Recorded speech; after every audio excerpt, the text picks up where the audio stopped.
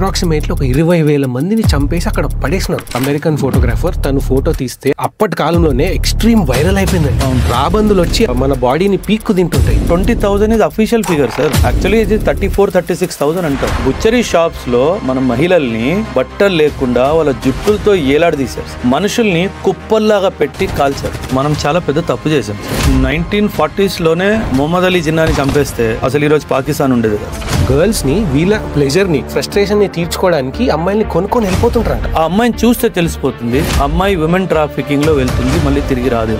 చాలా మంది మన హైదరాబాద్ నుంచి ఫుల్ లెంత్ ఎపిసోడ్ కన్జ్యూమ్ చేయలేకపోతే ఈ షార్ట్ ఫార్మ్ కాంటెంట్ ని మిస్ అవ్వకుండా ఉండడానికి లేజీ మసిల్ షార్ట్స్ ఛానల్ ని సబ్స్క్రైబ్ చేసుకోండి. సో మనం భారతదేశం గురించి ఎప్పుడు మాట్లాడినా కూడా రిలీజియన్ స్పెసిఫిక్ గా చాలా గొడవలు అయినాయండి.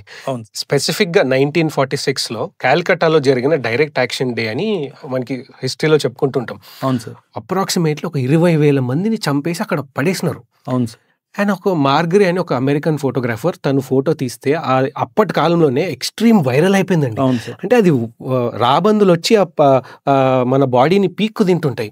అంత దారుణమైన పరిస్థితి ఎందుకు వచ్చిందండి అక్కడ? అంటే సార్ ముస్లిం లీగ్ మొహమ్మద్ అలీ జిన్నా అసలు మనం చాలా పెద్ద తప్పు చేసాం సార్. 1940s లోనే మొహమ్మద్ అలీ జిన్నాని చంపేయాల్సింది సార్. అది ఆయనని బతకనిచ్చి మనం చాలా పెద్ద తప్పు చేసాం. 1935-37 మధ్యలోనే మొహమ్మద్ అలీ జిన్నాని చంపేస్తే అసలు ఈరోజు పాకిస్తాన్ ఉండేది కాదు సార్. ఎందుకంటే ఆయనని మనం బతికించేమో, ఆయన పాకిస్తాన్ అయ్యేటట్టు చూసాడు sir. And direct action day ఈరోజు August 6, 1946 డే రోజు చేయాలి అన్నది 1940లోనే డిసైడ్ అయిపోయింది సార్. 1940లో ఇప్పుడు 1946 అంటే బ్రిటిష్ వాళ్ళు మన మీద పరిపాలన చేస్తున్నారు కదా సార్. వాళ్ళు ఎందుకు బాధ్యత తీసుకోలేదు? మీరు అన్నట్టుగా ఒక్క రోజులో 20,000 ఇది అఫీషియల్ ఫిగర్ సార్. యాక్చువల్లీ ఇది 34-36,000 అంటారు. అంటే ఇంకా పార్టీషన్ జరగలేదు. పార్టీషన్ జరిగిన ముందే ఒక్క రోజులో 35-36,000 మందిని చంపేస్తే బ్రిటిష్ ప్రభుత్వం ఏం చేస్తుంది సార్? మళ్ళీ బ్రిటిష్ వాళ్ళు ఏమంటారు, మేము మీకు లా అండ్ ఆర్డర్ నేర్పించాం, ఇదా మీరు నేర్పించింది? రోజుకి 40,000 మంది చనిపోతే మీరు చూస్తూ నిల్చున్నారా?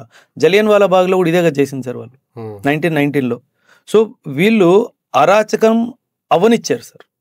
బ్రిటిష్ వాళ్ళకి ఏంటంటే పాకిస్తాన్ జరగాలి, పాకిస్తాన్ జరిగితే పాకిస్తాన్ ద్వారా ఫ్యూచర్లో ఇండియాని మనం కంట్రోల్ చేయొచ్చు.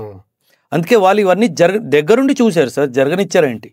ఇదంతా ప్రీ ప్లాన్డ్. అండ్ పేరేమిచ్చారు? మాస్ ప్రొటెస్ట్ అని ఇచ్చారు, మాస్ ర్యాలీస్ అని చెప్పి ఇచ్చారు. అందులో వైలెన్స్ గురించి మాట్లాడలేదు, కానీ గ్రౌండ్ మొత్తం ప్రిపరేషన్ వైలెన్స్ జరిపాయి. అంటే మనిషిని మనిషిలాగా ట్రీట్ చేయలేదు సార్ ఆ రోజు. అంటే బుచ్చరీ షాప్స్ ఉంటాయి కదా, ఆ బుచ్చరీ షాప్స్ లో మన మహిళల్ని బట్టలు లేకుండా వాళ్ళ జుట్టులతో ఏలాడదీశారు సార్. అండ్ నిలువుగా నరికేశారు. అంటే వీళ్ళకి హ్యుమానిటీ లేదు. అంటే నీకు ఒక దేశం కావాలి అన్నప్పుడు నేను ఎలా తెచ్చుకున్నాను స్వాతంత్రం sir? How did I get the freedom? మనం 1857 స్టార్ట్ పాయింట్ అనుకుందాం. 1857 to 1947 90 సంవత్సరాలు మనం ఓపికతో లేవా? అంటే నువ్వు ఒక దేశం కావాలని చెప్పేసి మనుషుల్ని చంపేస్తావా? మనుషుల్ని చంపే విధానం కూడా చూడండి ఎంత అరాచకం అసలు. అది స్పెసిఫికలీ హిందూ విమెన్ ని, స్పెసిఫికలీ హిందూ కమ్యూనిటీని టార్గెట్ చేయాలి. మెసేజ్ ఏంటంటే హిందూ కమ్యూనిటీ ముస్లిం కమ్యూనిటీ వాళ్ళు కలిసి ఉండలేరు. ఈ మెసేజ్ ఇవ్వాలంటే అరాచకం జరగాలి. ఇది అంతెందుకు sir, Khushwant Singh famous writer, ఆయన ఒక బుక్ రాశాడు సార్, ట్రైన్ టు పాకిస్తాన్. మీకు గూస్ బంప్స్ వస్తాయి.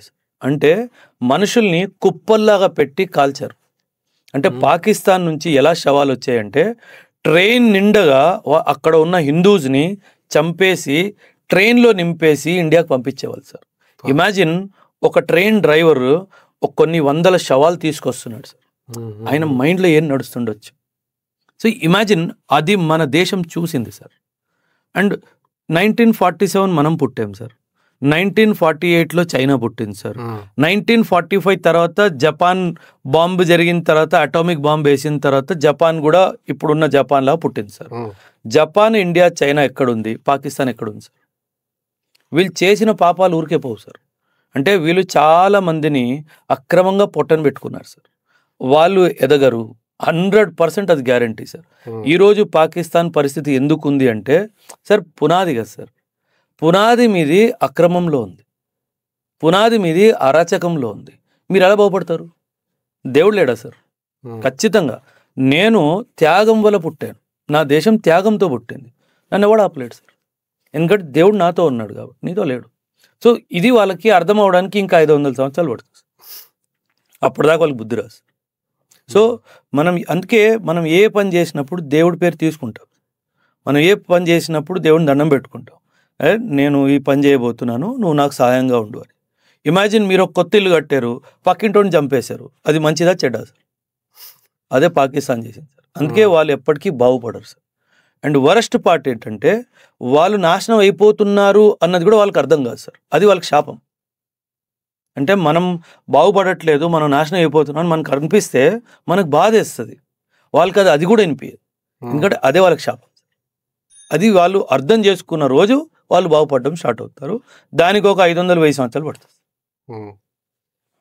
అందుకే సార్ పాకిస్తాన్ ఒక బుద్ధి లేని దేశంలాగా మిగిలిపోయింది. బుద్ధి లేని దేశమే. ఇన్ఫ్యాక్ట్ ఇది చాలా మందికి తెలీదు, మన పార్టీషన్ జరిగినప్పుడు మన మిలిటరీ పార్టీషన్ కూడా జరిగింది కదా sir. Correct. Best of the serving soldiers decided to join Pakistan. Best of the soldiers went to Pakistan. High ranking officials, almost everybody decided to go to Pakistan. And ఈరోజు ఏముంది, ఒక్క యుద్ధం నువ్వు గెలవలేదు. ఎందుకు గెలవలేదు? నీ బుర్రలో మట్టి ఉంది కాబట్టి. 1947-48 నా చేతులారు ఓడిపోయావు, 65 ఓడిపోయావు, 71 ఓడిపోయావు, కార్గిల్ వారు ఓడిపోయావు, ఆపరేషన్ సింధూర్ ఓడిపోయావు. వాడు గెలిచిన ఒక్క యుద్ధం లేదు. చూడండి, బెస్ట్ ఆఫ్ ది జనరల్స్ వెళ్ళిన తర్వాత కూడా గెలవలేకపోయాడు. ఎందుకంటే బుద్ధి చెడ్డది సార్. ఎలా గెలుస్తావు? అది ఇందాక మీరు హిందూ విమెన్ గురించి మాట్లాడుకున్నాం కదా ఇందాక, అంత క్రూయల్గా ఉండే అని. మనకి రీసెంట్ టైమ్స్లో వచ్చిన కేరళ స్టోరీస్ మూవీలో కూడా కొంతవరకు చూపించినారు మన లవ్ జిహాద్ గురించి. కన్వర్ట్ చేసి ఆఫ్ఘనిస్తాన్ కానీ ఐసిస్ క్యాంప్స్లో తీసుకెళ్లడం కానీ జరిగింది. బట్ నేను దీని గురించి రీసెర్చ్ చేసేటప్పుడు ఒక చోట చదివిన ఏంటంటే ఐసిస్లో క్యాంప్స్ ఉంటాయంట, వేరన్ అక్కడ గర్ల్స్ని వీళ్ళ ప్లెజర్ని ఆర్ వీళ్ళ ఫ్రస్ట్రేషన్ని తీర్చుకోవడానికి అమ్మాయిల్ని కొనుక్కొని వెళ్ళిపోతుంటారంట. 2000 రూపీస్కి 3000 రూపీస్కి దే సెల్. అంటే ఏంటండి ఈ పరిస్థితి అక్కడ అమ్మాయిలకి? అంటే Asia is the biggest supplier sir. Pakistan నుంచి, ఇండియా నుంచి, బంగ్లాదేశ్ నుంచి, ఇండోనేషియా నుంచి, ఇలాంటి దేశాల నుంచి అమ్మాయిని కొనుక్కుంటారు sir. This is women trafficking. అందుకే ఐసిస్లో ఉమెన్ ట్రాఫికింగ్ వాజ్ ఒక వింగ్. అక్కడ సోల్జర్స్కి, ఎందుకంటే వాళ్ళు టెర్రరిజం చేస్తున్నారు, చాలా డిఫికల్ట్ సర్కమ్స్టాన్సెస్లో వాళ్ళు టెర్రరిజం చేస్తారు. సో వాళ్ళకి ఒక ఎంటర్టైన్మెంట్ లాగా, వాళ్ళకి ఒక ఫ్రస్ట్రేషన్ తీర్చుకునే దానిలాగా ఒక వింగ్ లాగా చేశారు ఉమెన్ ట్రాఫికింగ్. అంటే మనిషిని మనిషిలాగా చూడకుండా మీరు అన్నట్టుగా 2000-3000 ఎవరైనా నోరెత్తితే చంపేయడం. సో ఇది ఒక ప్రొఫెషనల్గా చేశారు సార్ ఐసిస్లో, ముఖ్యంగా ఐసిస్లో. వేరే దాంట్లో అంతగా జరగలేదు, కానీ ఐసిస్ క్యాంప్స్లో మాత్రం ఇది చాలా టాప్ లీడర్స్ కానీ, మిడిల్ లెవెల్ లీడర్స్ కానీ, జూనియర్ లెవెల్ కార్డర్ కానీ, వీళ్ళందరూ వీళ్ళకి అమ్మాయిలు సప్లై చేశారు. అండ్ ఇన్ఫ్యాక్ట్ ఒక పాయింట్లో ఐఎస్ఐఎస్కి జాయిన్ అవ్వాలి ఒక పుల్ ఫ్యాక్టర్ అక్కడ దొరికే అమ్మాయిలు. ఫండమెంటలిజం పోయింది, ఇస్లాంని బాగు చేయాలి లేదా ఇస్లాం తీసుకురావాలి, అవన్నీ పక్కకి వెళ్ళిపోయాయి. ఒకటి పవర్, ఇంకొకటి అమ్మాయిలు. So this is how Pakistan కానీ ఐసిస్ కానీ survived sir. This is all. అంటే వీళ్ళు ఈ పాపాన్ని ఎలా తొలగించుకుంటారో నాకు తెలియదు సార్. అంటే బికాస్ ఇంత అంతా కాదు సార్ వీళ్ళు చేసింది. ముఖ్యంగా ఇండియా అమ్మాయిల్ని కానీ, బంగ్లాదేశ్ నుంచి తీసుకెళ్ళిన అమ్మాయిల్ని కానీ వీళ్ళు చాలా అరాచకంగా బిహేవ్ చేశారు. ఇన్ఫ్యాక్ట్ మిడిల్ ఈస్ట్లో చాలామంది ముస్లిం కమ్యూనిటీకి చెందిన వాళ్ళు వెళ్తారు sir, lower lung కార్డర్స్, domestic workers అని చెప్పి. వాళ్ళతో కూడా చాలా ప్రవర్తన బాగోదు సార్. వాళ్ళతో కూడా చాలా చాలా విపరీతంగా ట్రీట్ చేస్తారు. ఇన్ఫ్యాక్ట్ రీసెంట్గా సౌదీ అరేబియాలో కఫాలా సిస్టమ్ పోయింది. ఆ కఫాలా సిస్టమ్ ఎలా అంటే, ఇప్పుడు నేనే ఒక అమ్మాయి, నేను హైదరాబాద్ నుంచి సౌదీ అరేబియా ఒక షేక్ ఇంట్లో డొమెస్టిక్ వర్కర్ లాగా నేను వెళ్ళాలనుకున్నాను. నేను వెళ్ళాను, వెళ్ళిన రోజు నా పాస్పోర్ట్ తీసేసుకుంటారు సార్. అంటే నా పాస్పోర్ట్ తీసేసుకున్నారంటే నేను ఇంటికి తిరిగి రావాలా రావద్దా అనేది ఆయనే డిసైడ్ చేస్తాడు. నాకు ఆ ఇల్లు నచ్చలేదు, ఇంట్లో మనుషులు నచ్చలేదు, నేను పక్కింట్లో వెళ్ళి పని చేసుకుంటాను, అది కుదరదు. నేను పోలీస్ స్టేషన్కి వెళ్ళి కంప్లైంట్ కూడా లాడ్జ్ చేయలేను సార్. అంటే దీనికి మించిన బానిసత్వం ఏముంటుంది? ఇది 21st century స్లేవరీ కాకపోతే ఇంకేంటి సార్? నా చాలా మంది students they are into immigration sir. Immigration, ఎయిర్పోర్ట్స్లో ఇమిగ్రేషన్లో ఉంటారు కదా, వాళ్ళు చెప్తారు సార్ వీళ్ళని చూస్తే తెలుస్తుంది వీళ్ళు విమెన్ ట్రాఫికింగ్లో వెళ్తున్నారు అని. మాకు అనిపిస్తుంది డాక్యుమెంట్స్ అన్నీ కరెక్ట్గా ఉన్నాయి, ఎలా ఆపాలి? మా సీనియర్స్కి చెప్తేనేమో డాక్యుమెంట్స్ చూడండి, డాక్యుమెంట్స్ ఉంటే వెళ్ళనివ్వండి అంటారు. ఎలా ఆపాలి? ఆ అమ్మాయిని చూస్తే తెలిసిపోతుంది ఆ అమ్మాయి విమెన్ ట్రాఫికింగ్లో వెళ్తుంది, మళ్ళీ తిరిగి రాదేమో. ఆయన ఏం చేయలేము, ఎందుకంటే డాక్యుమెంట్స్ అన్నీ కరెక్ట్గా. అంటే దీన్ని ఒక ఆర్గనైజ్డ్ క్రైమ్ లాగా చేసేసారు. చాలామంది మన హైదరాబాద్ నుంచి వెళ్తారు. నా ఓన్ స్టూడెంట్స్ అక్కడ కూర్చొని ఉన్నారు, వాళ్ళు చెప్తారు నాకు, సార్ మాకు చాలా పెయిన్ఫుల్గా ఉంటుంది, అంటే వాళ్ళ జీవితం నాశనం అయిపోవడంలో మా రోల్ కూడా ఉంది అంట. బట్ లీగల్గా ఏం చేయలేరు. What can you do? అంటే వాళ్ళు ఆ దేశానికి వెళ్ళాలనుకుంటున్నారు, ఆ దేశం ఓకే రండి అంటుంది, డాక్యుమెంట్స్ అన్నీ కరెక్ట్గా ఉన్నాయి, మీరు ఎలా ఆపుతారు? పంపించేవాడేమో డబ్బు కోసం లొంగిపోయాడు. చాలామంది మ్యారేజ్ పేరు మీద వెళ్తారు, కానీ అక్కడ జరిగేది మ్యారేజ్ కాదు సార్. సో ఇదంతా డబ్బు కోసం అయిపోయింది సార్. అంటే మనిషి విలువ డబ్బు ముందు శూన్యం అయిపోయింది. సో దిస్ ఇస్ అంటే మనం మళ్ళీ వీ హ్యావ్ టు అసలు హ్యూమన్ బీయింగ్ ఏంటి అన్నది మనము ఆ స్టేజ్కి వెళ్ళిపోయాం సార్. అందుకే కలియుగం ఉంటారు, అందుకే కలియుగం ఉంటుంది. So very painful sir. అంటే పాపం వాళ్ళతో ఏం జరుగుతుంది, వాళ్ళని ఎట్లా ట్రీట్ చేస్తారు, లివింగ్ కండిషన్స్ ఎలా ఉంటాయి, టైం ఫుడ్ పెడతారా, గొడ్డు చాకిరి చేయించుకుంటారు సార్. నాకు చాలామంది friends, because I studied in Hyderabad, old సిటీలో నేను పుట్టి పెరిగాను సార్. చాలామంది ముస్లిం ఫ్రెండ్స్ ఉన్నారు, వాళ్ళందరూ అంటారు అక్కడ గొడ్డు చాకిరిరా, 20 hours పనులు చేయించుకుంటారు, 20 గంటలు 18 గంటలు 20 గంటలు పని చేయాలి. వాళ్ళు ఏదో నామకే వాస్తే నువ్వు బతుకుండాలని ఫుడ్ పెడతాడు, ఒక సెలవు లేదు, ఒక ఆహారం లేదు, ఒక మర్యాద లేదు, గౌరవం లేదు, ఇంటికెళ్ళనిచ్చే స్వేచ్ఛ లేదు, ఏం లేదు. అంటే వాళ్ళ ఇంట్లో ఉన్న పశువుల కన్నా మా కండిషన్ చాలా అధ్వానం. చాలామంది వదిలేసి వచ్చేసిన వాళ్ళు ఉన్నారు సార్.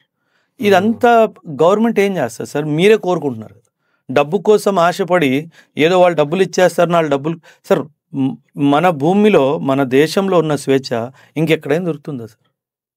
మీకు ఒక వృత్తి నచ్చలేదు, మీరు అది మానేసి ఇచ్చేస్తున్నారు, మీకు ఎవరైనా ఆపారా సార్? ఆ స్వేచ్ఛ అక్కడ లేదు. అంటే ఇప్పుడు నేను కఫాలా అంటేనే స్పాన్సర్ సార్, నేను షేక్ని, నేను మిమ్మల్ని పిలిచాను, మీరు ఎప్పుడు తిరిగి వెళ్ళాలా అది నేను డిసైడ్ చేస్తాను. అంటే నీ బాడీలో ఉన్న లాస్ట్ డ్రాప్ ఆఫ్ బ్లడ్ తీసిన తర్వాత సరిపో అంట. అది అక్కడ జరిగేది.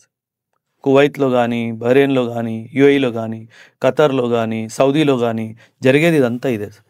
అంటే చిన్నప్పుడు కూడా నేను చాలా వింటుంటానండి, మా రిలేటివ్స్లో చుట్టుపక్కల వాళ్ళు ఎవరో మస్కట్కి వెళ్ళినారు, అక్కడ ఫ్యాక్టరీలో పనిచేస్తారు, అది ఇది అని అంటారు, వాళ్ళు వెళ్ళిపోతారు తప్ప మళ్ళీ రారు. ఇంకా అదే చెప్తున్నాను కదా సార్, చాలా రేర్. అండ్ వచ్చిన వాళ్ళతో మీరు స్టోరీలు వింటే మీకు బ్లడ్ బాయిల్ అయిపోతుంది. అంటే ఇది మోడర్న్ డే స్లేవరీయే కదా సార్, బానిసత్వమే కదా.